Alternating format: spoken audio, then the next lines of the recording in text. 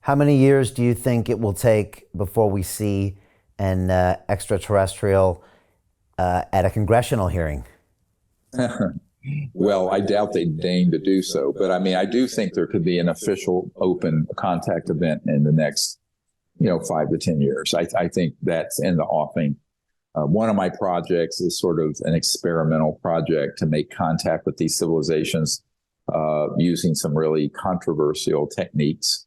They involve a lot of what the CIA would call remote viewing and non-locality and consciousness. So some people would say pretty far out stuff, but it actually works. If people are curious, if you have a smartphone, you can look at CE5 Contact app. There's an app called CE5 Contact. A close encounters of the fifth kind is when humans initiate peaceful contact. So that's what that is. But that's something that we've been modeling and experimenting with, just as sort of to look at, okay, what do we do? Oh, this gets acknowledged. What's the State Department going to do? What's the United Nations going to do?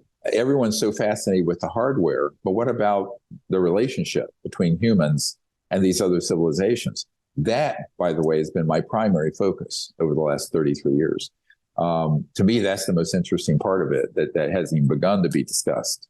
Because if they are out there, and they are, and they're intelligent, sentient, and very advanced, how do we approach that?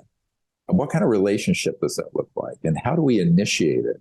And can we demilitarize it? Can it be done within a context of commonality as sentient conscious beings, as opposed to a military adversary? So the old saying, if you're a hammer, the whole world looks like a nail.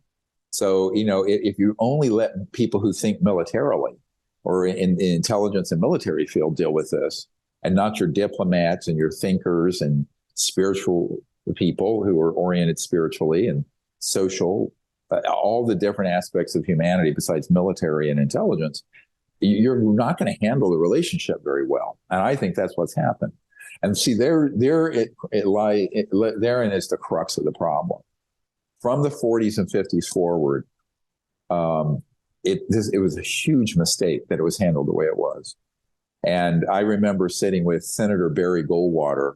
Most people listening probably weren't alive to remember him. He ran for president in 1964 against Lyndon Johnson, and he was a very conservative Republican Arizona senator. John McCain took his seat. And I was at his home in Scottsdale, Paradise Valley, some years ago in the 90s. And he just flat out said it was a goddamn mistake then and a goddamn mistake now that this was ever handled this way and secret. Interestingly, though, I mean, even though he was a head of the Republican Party, ran for president, senior senator, pro-military, he was an Air Force Reserve general. He was denied access to these projects because to give you an idea how tightly wrapped these projects are, he's very good friends with General Curtis LeMay, who became famous for recommending using thermonuclear weapons in Indochina, which cost Barry Goldwater the election. But he was the head of the Chief of Staff of the Air Force, General LeMay was. So Senator Goldwater asked him, and he told me this story right in his living room. He asked General LeMay, he said, "Sir, I would like to get into the Blue Room at Wright-Patterson Air Force Base," which is what the code was for this secret area where they had extraterrestrial bodies and craft there at Wright-Patterson in Ohio, Dayton. And Curtis LeMay turned to Senator Goldwater and said, "God damn it, Barry, I can't even get in there anymore. If you ever ask me about this again, I will personally see that you are court-martialed out of the Air Force Reserve." And I asked Senator Goldwater, was he joking? He says, "Oh, no. He was serious as a heart attack." So here you have two friends, a senior senator, Republican nominee for president, on all the key committees of the Senate, and this very renowned Air Force general having this conversation. And so I think it's apocryphal, but it indicates to people how tightly kept this secret has been, and that very legitimate people who wanted to know have not been allowed to know. Which is why these new laws that are coming out, these new amendments to the bills, I think are so important. I mean, because it's really a big step forward. So Jim Rickards has just recorded a video that's not available to anyone in the public, and he's going to be talking about how this upcoming recession is going to be fast, it's going to be bloody, it's going to be nasty. But at the same time, he's going to show you how you can position yourself to profit from all of this chaos. Now, we've made this video only available to our viewers. Go to londonreal.tv/Jim. Watch that immediately.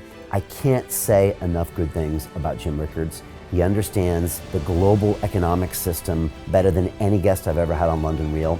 His predictions are almost uncannily true, and you can learn how to profit from his vision, from his expertise, and his understanding of economics. So go to londonreal.tv/Jim or click the link below. It's an excellent, excellent look on what's going to happen in the future and how you can position yourself to profit from that. Jim is one of the best in the business, one of my favorite guests on London Real, and he's very, very good at predicting the future and showing us all to profit from it. So click the link, and I hope you enjoy. Hey, do you want to profit from crypto? Then join my DeFi Academy. The Crypto DeFi Academy will help you create generational wealth. But don't take my word for it. Listen to my students. When I first got into crypto, I remember thinking to myself, I need to learn more. Brian Rose, learning crypto, learning DeFi, gotta do it.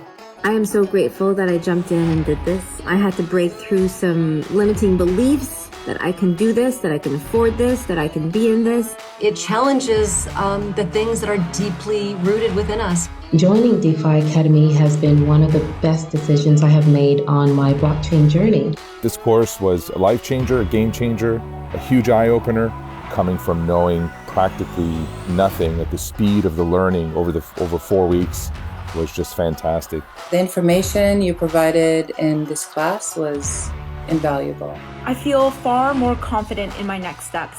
You took complex concepts and made them easier to understand. What's different than so many other ones is it just doesn't tell you what to do. It actually makes you do it. This is for people who are serious about becoming traders. This is the way it should be done.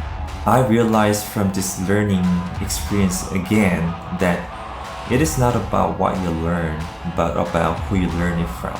The energy was insane. I've never experienced such incredible energy on a live call. Brian Rose, you are a legend, my friend. It's the only thing in the market where you can get all information and learn everything what you need to know. Everything is so clear and so well done, and I am just forever grateful for this program. It made me feel so much more confident about crypto than I did before. I did not anticipate how passionate I was going to become about it. It's also been like a big learning experience for me, not just in the crypto space, but just in overall balance of life. What I've learned is, how to take ownership, of my life in a way that I really hadn't before.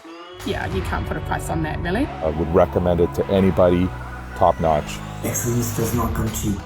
So if you want excellence, you gotta pay for it, but it's so worth it.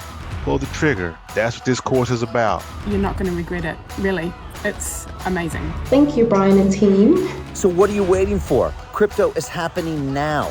Click the link below, submit your application, and let me mentor you on how to create generational wealth and build the decentralized financial infrastructure of the future.